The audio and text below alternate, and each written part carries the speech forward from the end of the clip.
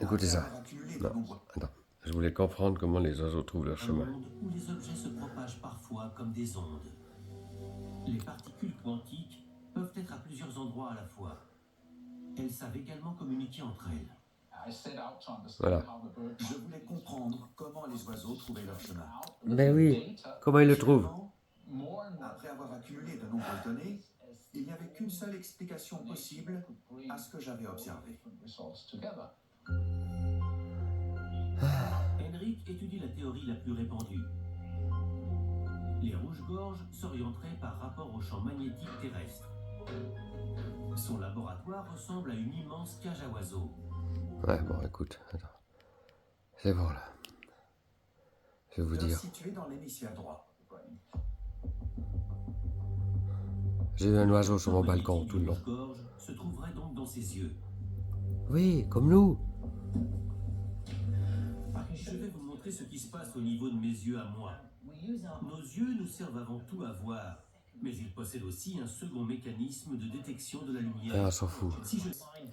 Écoutez ça. Mais ne vous en faites pas si vous avez un peu de mal à suivre. Non. Albert Einstein lui-même le qualifiait d'effrayant. Écoute ça.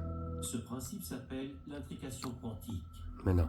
Et il mobilise des particules qui semblent communiquer plus vite que la vitesse de la lumière. Oui. En 1935, Einstein a publié un célèbre article dans lequel il jugeait ce principe impossible. Mais il avait tort. Des expériences récentes ont prouvé que les particules subatomiques étaient réellement intriquées. En d'autres mots, elles peuvent influer les unes sur les autres dans l'espace. Oui. C'est exactement ce qui se produit dans l'œil du rouge-gorge. Oui, mais le rouge-gorge, il fait pas quoi, le rouge-gorge?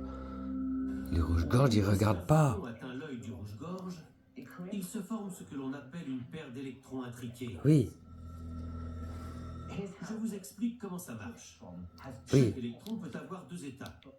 Et la physique quantique, elle dit quoi?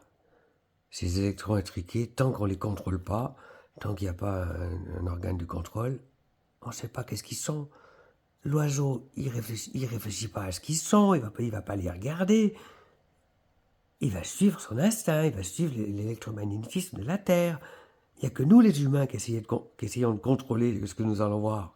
Si on arrêtait de contrôler, on arrêterait d'être déçus. Pour simplifier, je les appelle rouge et vert. C'est là que ça se complique.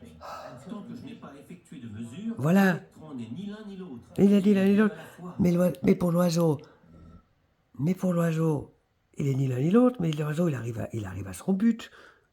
Nous, on veut contrôler avant d'arriver au but.